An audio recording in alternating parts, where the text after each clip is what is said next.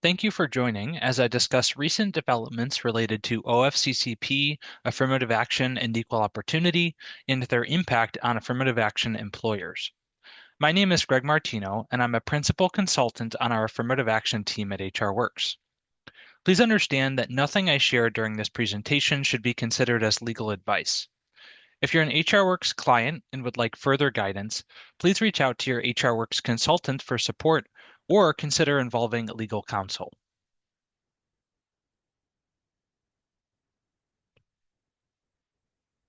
During this session, I'll begin with a recap of Executive Order 14173 and the impact it's had on the federal contracting community. I'll spend the majority of the presentation examining recent developments from federal agencies like OFCCP, EEOC, and the Department of Justice, and what might be on the horizon for the agencies and the legal landscape. To wrap up, I'll share some of the resources and support that HR Works offers to assist you in your compliance efforts.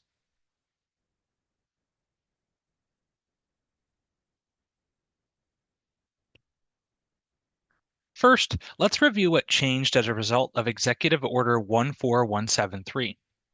On January 21st of 2025, President Trump signed Executive Order 14173, ending illegal discrimination and restoring merit-based opportunity. As part of Executive Order 14173, Executive Order 11246 was rescinded, which was a long-standing executive order that required contractors to take affirmative action towards women and minorities, including developing a written affirmative action program. Within your AAP, Executive Order 11246 required the analysis of availability versus utilization, the development of placement goals, and analyzing progress towards previously set goals. For construction contractors, Executive Order 11246 required companies to follow the 16 affirmative action steps as outlined by OFCCP. At the same time, the OFCCP was ordered to cease all enforcement activity under Executive Order 11246, which included pending cases, conciliation agreements, investigations, and complaints. Additionally, the components of audits for Section 503 of the Rehabilitation Act, which covers the AAP requirements for individuals with disabilities, and VEVRA, which covers the AAP requirements for protected veterans, were ordered to be held in abeyance until further guidance was issued. In July, it was officially announced that OFCCP was administratively closing all open compliance reviews, including the disability and veteran components. Contractors who had open audits or conciliation agreements should have received a letter from OFCCP notifying them of the closure. If you're an HR Works client and you believe that you did not receive this communication from OFCCP, please contact your HR Works consultant.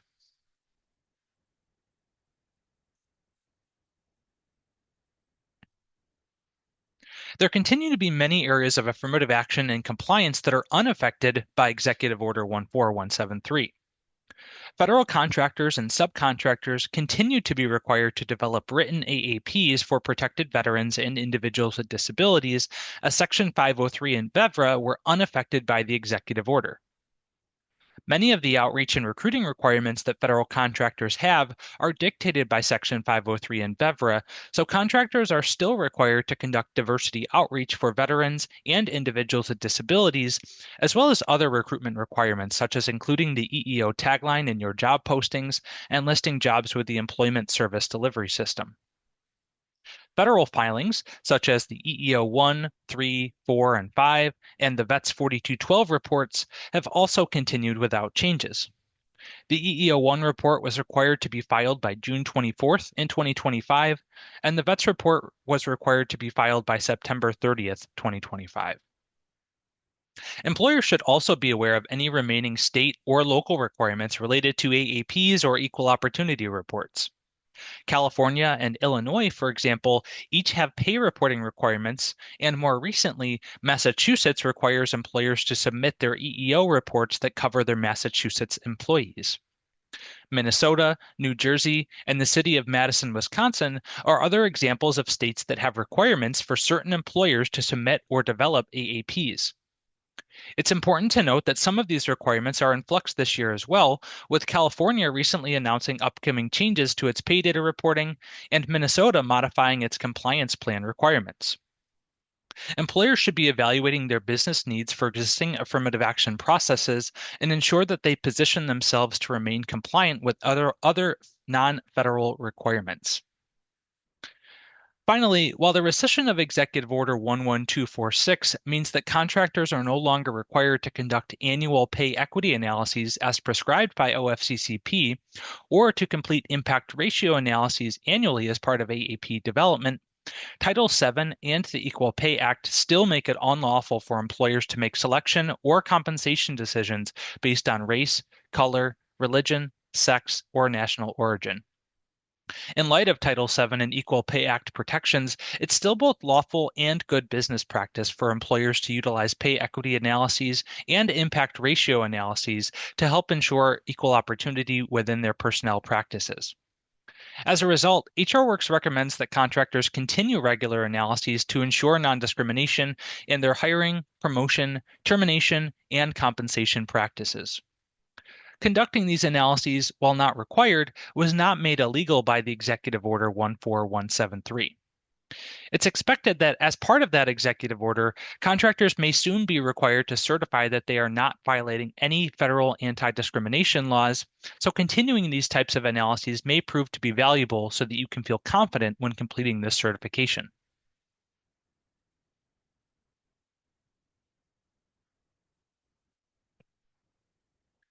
In March, Catherine Eschbach was appointed as the new director of OFCCP.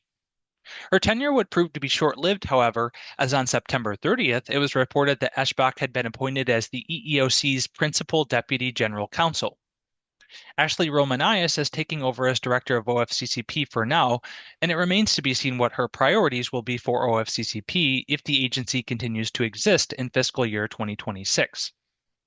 I say for now because the Department of Labor's 2026 budget proposed to eliminate OFCCP.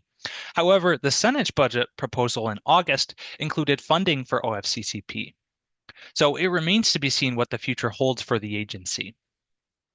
Should OFCCP be eliminated, it's expected that affirmative action compliance enforcement would likely transfer to the EEOC and the Veterans Employment and Training Service. These agencies had not been tasked with compliance enforcement in this manner in the past, so we may see changes in their priorities, particularly when it comes to audits, as well as a decline in enforcement activity volume or pace while the agencies acclimate to their new responsibilities. On June 27th, Director Eschbach invited contractors to voluntarily submit information about their actions to wind down compliance with Executive Order 11246 and ensure full compliance with federal non-discrimination laws. At the time of this being announced, HR Works cautioned contractors against submitting information as OFCCP's motivations were unclear. Unfortunately, clarity never was provided as there was no follow-up from OFCCP on this matter, and there remains yet to be at the time of this presentation. In October, making her first public speech since being appointed to OFCCP, Eschbach shared that all employers should have changed something in response to Executive Order 14173, with the range of possibilities being from no longer creating AAPs for women and minorities to ending discriminatory employment practices that were labeled as diversity efforts.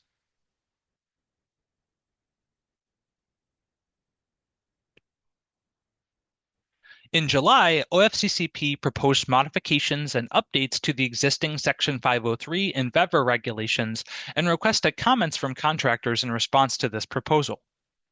OFCCP's proposal includes cleaning up these regulations so that they no longer refer to Executive Order 11246 and removing the requirements for contractors to collect disability status and measure their workforce against a disability utilization goal. However, contractors would still be required to develop written AEPs for Section 503 and VEVRA and would still be required to assess their outreach towards individuals with disabilities and protected veterans on an annual basis. In related news, it was published in the Federal Register on August 25th that OFCCP was proposing to remove the Section 503 disability self-identification form and was soliciting comments from contractors until October 24th. This aligns with the proposed changes to the disability requirements that were published on July 1st, as if contractors are no longer required to collect or measure disability status, there is likely not a need for a standardized government-approved self-identification form. It's unknown how long it may take before final decisions on these matters are reached. Furthermore, it's unknown whether OFCCP will be the agency making any changes, or if the responsibility could shift to another agency such as EEOC or the Department of Justice. HR Works will follow these proposals closely over the next few months and keep you updated as more information is released. On July 29th, Attorney General Pam Bondi released a memo clarifying the application of federal anti-discrimination laws. In the memo, Bondi provided guidance to employers on unlawful discriminatory policies and practices, as well as best practices to ensure that contractors don't violate federal anti-discrimination laws. This document serves as a critical reference point for contractors as they evaluate their compliance efforts and DEI programs to ensure non-discrimination. On August 4th, OFCCP updated the Protected Veteran Hiring Benchmark to be 5.1%, effective as of July 30th, 2025. Historically, the hiring benchmark had been updated annually in March, so this may signal a shift in the cadence for this going forward.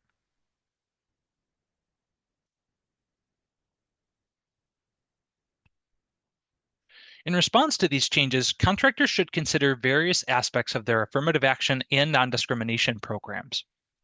Regarding data collection, contractors are still required to collect protected veteran and disability data from applicants and employees for their AAP reporting, and are required to collect race, ethnicity, and gender data from employees in order to complete annual EEO filing. Collecting applicant demographics requires further evaluation and decision making by each employer.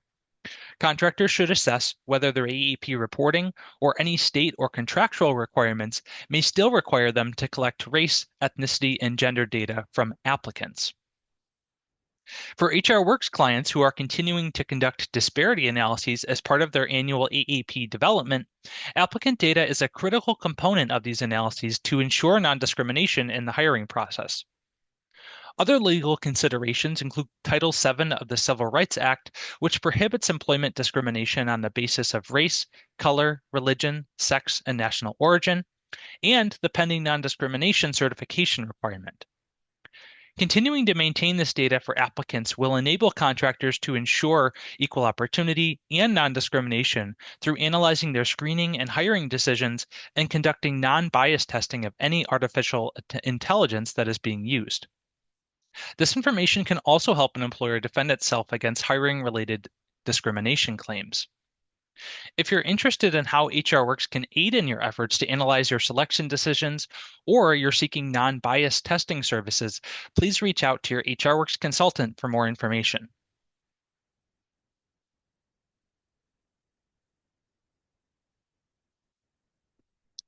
There have also been development in the artificial intelligence space that affects employers using these tools. In July, the Senate voted to allow states to regulate the use of AI in the workplace. California, Colorado, and New York are among the states to enact AI regulations in 2025, and we expect this trend to continue in 2026. The use of AI is more prevalent now than ever before, and it's imperative that organizations are aware of any systems they may be using that would be considered AI under any of the relevant state laws.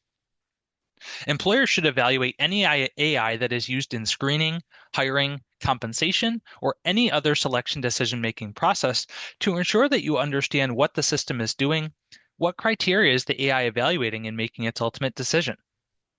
Organizations that use AI should also monitor the outcomes that the system is making in order to ensure non-discrimination. There should always be a human element in which someone is checking the validity and reliability of outcomes from the AI process and monitoring the overall impact of the technology.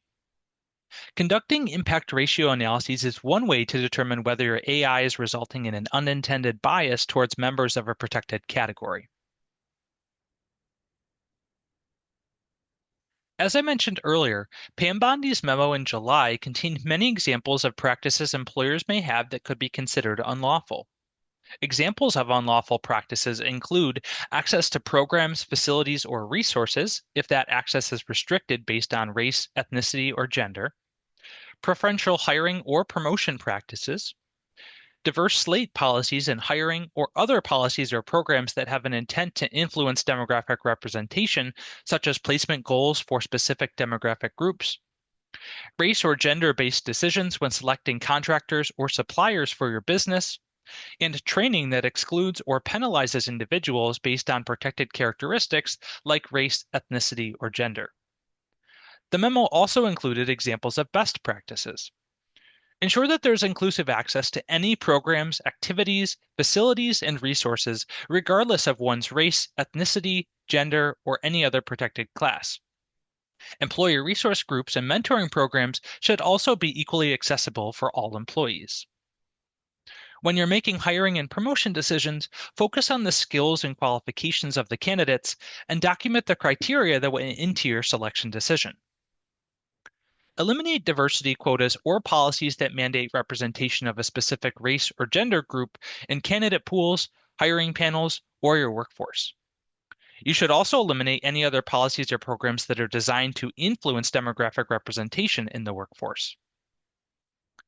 Include non-discrimination clauses in your contracts with third parties, and avoid exclusionary training programs, and ensure that trainings are open to all participants, regardless of their race, ethnicity, or gender. If you're concerned about the compliance of your ongoing DEI programs and would like a third-party review and feedback, contact HR Works for assistance.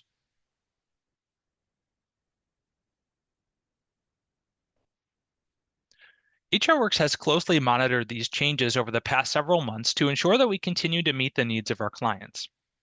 Earlier this year, we started offering service levels for AAP reporting, allowing our clients to customize the type and level of reporting they receive as part of their AAP compliance.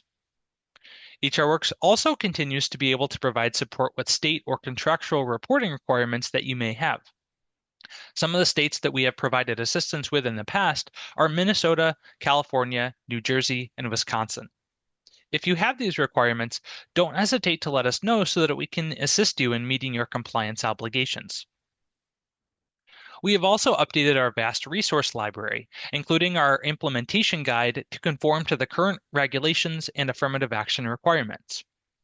These changes include revising our implementation guide checklist, developing a transitional guide to aid in winding down Executive Order 11246 compliance, updating regulatory references in our sample resources, and revising language to align with federally protected classes. Clients of HR Works have access to these resources via their secure client portal. Please reach out to your HR Works consultant if you need any assistance in accessing them. HR Works also developed an Executive Order Navigator website to assist employers with understanding the impact and changes of executive orders, along with guidance to remain compliant. We also continue to provide articles and newsletters with industry updates and live and on-demand webinars to ensure that you stay up to date with the changing legal landscape. Affirmative action clients receive individualized consulting throughout the year at no additional charge to you. We ensure that you have access to information that's directly relevant to your organization at the time that you need it. Clients wishing to do a mid-year compliance check using our implementation guide as an internal auditing tool are encouraged to contact their HR Works consultant to schedule time to go through it together.